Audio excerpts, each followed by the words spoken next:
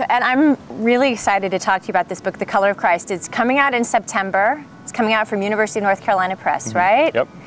And it's, first of all, it's a beautifully written book that tells a really important story about the history of depictions of Jesus in the American imagination and how Jesus has been racialized over time. And you mentioned in the introduction to the book that almost everyone you encounter when you talk about the book has a story about what you call the color of Christ. So I wanted to kick off our conversation by sharing my own story. This is my picture of Jesus as an African American. I bought it in a little shop in South Central Los Angeles almost 20 years ago when I was at a pivotal time in my own faith. You know, I'm a Mormon, and Jesus has always been a huge part of my faith tradition, my personal faith.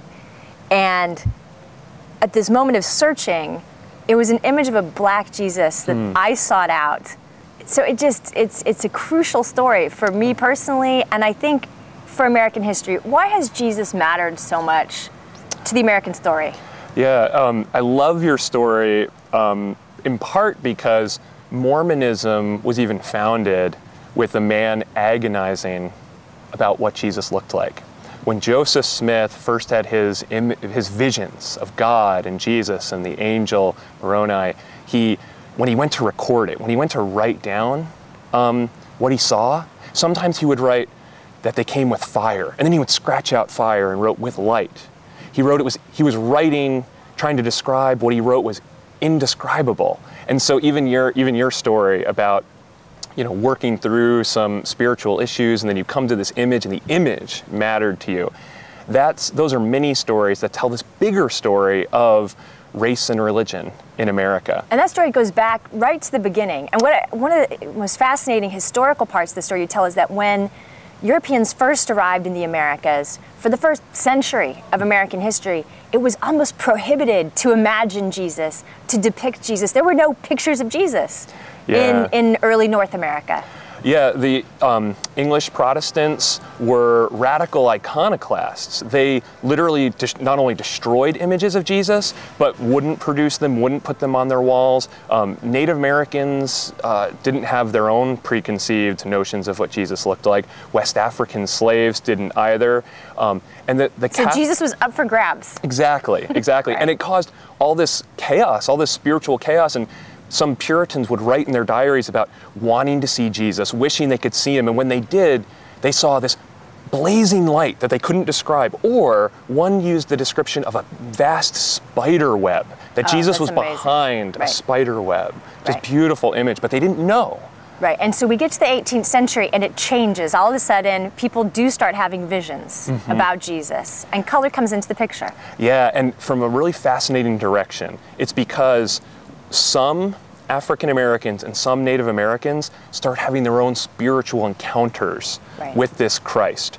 And we get Native Americans. They had come from non-Christian backgrounds, and the 18th century is a time when many African American, Native American people start becoming Christians, right? Yeah, they become Christians, and so some of the indigenous population say, oh yeah, Jesus came by and he showed me how to find the buffalo or the elk, because they brought Jesus into their religious worldview, which had their sacred forces help with everyday affairs, like finding the hunt. And when you need food, that's a pretty important, sacred thing to do. Right. And then we get to the early 19th century. You mentioned Joseph Smith, and it's really not until the 19th century that Americans start racializing Jesus, start depicting him as either white or black. Tell me a little bit of what I would have seen had I been a church-going Christian in the 19th century. If you were born in 1800, you probably would have grown up with no imagery of Jesus. And then when you raised your children, when you hit 20, 25 and you had kids, you'd have a tract. You'd have a little Bible that you could flip through with them, and there would be there a white Jesus. And you would be teaching your children with this visual imagery, and there started to go images not only in books, but in churches, even in Uncle Tom's Cabin. There are images of Jesus wagging his finger, his white finger, at slaveholders. And so this big change is happening at an important historical moment. The slave kingdom, the cotton kingdom is growing throughout the South, which also means Native Americans are being pushed further and further west, like the Cherokee removal. So that moment of kind of the white-based economy and the notion of the white citizen is rising, and we see a proliferation of white Jesus images. And it's not too long before images of a black Jesus come along as well. I think most people think about black Jesus as being sort of the product of black power in the 1960s and 70s, but your book situates his emergence much earlier. Yeah, and interestingly enough, the first men and women of color to challenge the white Jesus directly first was a Native American who you've written so well about, William Apes, who's a Pequot Methodist, who says, hold on, Jesus wasn't white, Jesus was colored. And the reason you're whitening him is in part because you don't want your white daughters marrying men like me. I mean, this was the 1820s. He was pretty bold. Yeah, and then abolitionists, white abolitionists in the 1850s would say, if Christ is in America, he's in the body of a slave. So even some white individuals were saying maybe Jesus was connected to kind of black suffering. And actually, I checked this out on Google. If you do an engram of black Christ, you see an uptick at the time of the Civil War. And so it's not necessarily just 20th century creation, this notion of a black or non-white Jesus in America. It really comes into being almost immediately after the white Jesus is sent around. So we see the first visual depictions of a black Jesus come out in the late 19th century in paintings, right? It's fine art first. Yeah. When does the black Jesus become popularized in terms of, tracts, or when do we see black Jesus show up in African-American churches? Yeah, well, two moments. We see first the Harlem Renaissance. We see these, they're often considered more secular writers, but folks like W.E.B. Du Bois, Countee Cullen, Langston Hughes start talking about and presenting notions of Jesus as black. If Jesus were to come to America, he'd be in a black body, and he'd probably get lynched. That's the Harlem Renaissance. Then, in the 1960s, we get the professional black liberation theology. Folks like James Cone, J.D. Otis Roberts, Dolores Williams, who are doing really hardcore theology and are associating Jesus with blackness. And then we get a new form of the black arts movement, which start doing things like making Jesus black. But in the 60s and 70s, the artwork was a little different. Oftentimes it tried to Africanize Jesus with dashiki clothing or a different look, versus the Harlem Renaissance Jesus looked more like a Southern African American who was picking cotton. Your book goes through so many depictions. There's, working class Jesus in the early 20th century, European Jesuses, aggressively European Jesuses promoted by nativists. Is it the case that throughout American history, Americans are just making Jesus in their own image? A lot of people are. But what's fascinating is that technology and mass production power matters too. So the book begins with a church bombing in Birmingham, Alabama, at a black church. It's a white Jesus that gets blown up in the bombing. And why did they have a white Jesus there? It wasn't because they worshiped whiteness. It was because white individuals had more capital, more ability to mass produce these images. So for a long time, groups of Native Americans, African Americans did have visual representations of Jesus as white, but they always subtly changed it. For instance, slaves, when they would see a white Jesus, would talk about him as being small. And that's unprecedented in European art. And so here's a small white man who comes and talks to you, you're a slave, and what does he do? He listens to you, he calls you his friend, he lets you know that he cares for you. He's a small white man who acts nothing like the other white men around you. Right. And so what happens is mass production can make Jesus look one way, but then everyday people take it and twist it and conform it for their own Well, it sounds like the images of Jesus that Americans make aren't just a projection of their own selves, they're a projection of something they're hungry for, a projection of something they really need. When I was at this moment, when I went looking for my black Jesus, I needed to see my own faith through a different lens, a radically different lens, and see if I could still be familiar and comfortable and believing. It sounds like the same sort of thing when slaves are making an image of a white Jesus who's still white, but answers this need, this hunger for difference. And Joanna, I think you make a really good point that too often there's an assumption that religious people purely make religion to suit themselves. And that's not really the case. Yeah, it's the case that, especially sacred icons, what matters is their similarity and their difference from us. Images of Jesus, for instance, usually have him in a gown, in a robe. Right. He looks similar to white Americans, but also other, because God can't be one of us. God has to be somehow other from us. Right. And it's that dynamic interaction of sameness and otherness that connects to what we're searching for, because we're searching for something beyond just ourselves. Right. Yeah, I think. Exactly. Well, and here we are at this moment in American history. We have this presidential election happening, and race and religion are right at the forefront because, of course, Mitt Romney is Mormon, and it's this faith that few people think they understand, and Barack Obama is African American, and Mormonism has this history of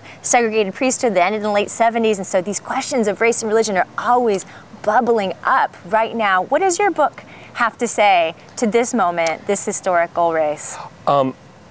This is a fascinating moment in American history. I mean, what we have here is, the first black president who would not have been able to be a full-fledged member of the Church of Jesus Christ of Latter-day Saints when he was growing up. But that changed in Obama's lifetime. The LDS opened up the priesthood to include African American men. And what we have is an African American, one group representing a group that's been so systematically oppressed, against a Mormon, another group that has been systematically oppressed. What we're seeing is the flourishing, the power of the Civil Rights Crusades. That the Civil Rights Crusades said, we need to judge Jesus by the content of his character, not the color of his skin, and we need to do the same for other people. And so on one hand we see, wow, America's changed. This isn't our great-grandparents' America. And we see dynamically different white Jesuses encountering one another. So we have Barack Obama, who's, his Reverend Jeremiah Wright would talk about Jesus being black. And Obama's at that church. Now Mitt Romney's church leaders won't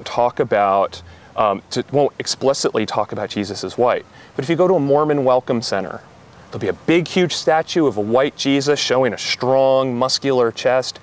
So it's draped. It's draped. It is draped. But to enter in, the icon shows a certain form of body. And so what we're seeing is, in this election, bodies, what people look like, matter so much. And throughout American history, including into this political election, how we think, what we think about Jesus's body tells us about what bodies we value. And the value of bodies is something that we're discussing from everything from healthcare to marriage reform to who's the best representative for us in the White House.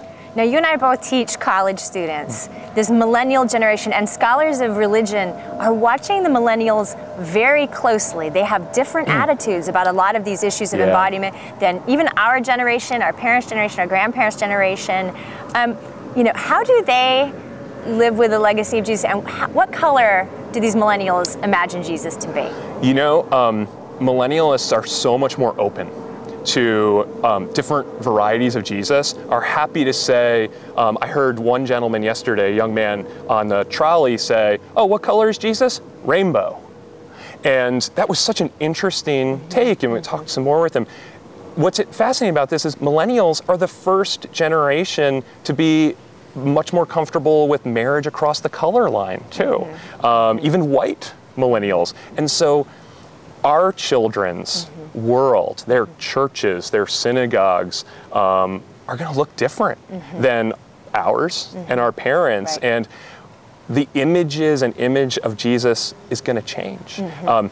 I've noticed Occupy movement posters, there's some that reference Obama and healthcare, and they say basically Obama's not a brown-skinned, person giving healthcare to everyone. That was Jesus. Right. And here's here's the trick. The hands holding the poster are white hands. Right. And the notion that Jesus is a brown guy who wants to give people health care, I mean, things for the millennial generation 50 years from now, our world may almost seem, our childhood world might seem unrecognizable. Because I grew up with a white Jesus. Yeah. I mean, he was olive skin, but he was a white European, pretty much Jesus, you know, and it's really fascinating to come back, you know, as a mature person of faith in a tradition that's not necessarily aggressive about questioning the color of Christ, and to read your book and to realize how significant this question has been over time, how long Americans have been wrestling with this question of what Jesus actually looks like, whether he reflects us or whether he reflects something different from us other than us. And, you know, I think this is the kind of last point, and why I wrote this book was about what do the images speak to us about, tell us, for those of us who maybe even can't speak. And I know you write a lot thinking about your children. Well, I write about thinking about my children too, and that children learn race before they learn how to say grace. They learn what Jesus looks like, supposedly, before they can say the Lord's Prayer. And so when I was writing the book, I was thinking, you know, what kind of image are my sons going to see, and they see other people revering these images? How's that going to impact their psychology? How's that going to impact who they value and what skin tones they value?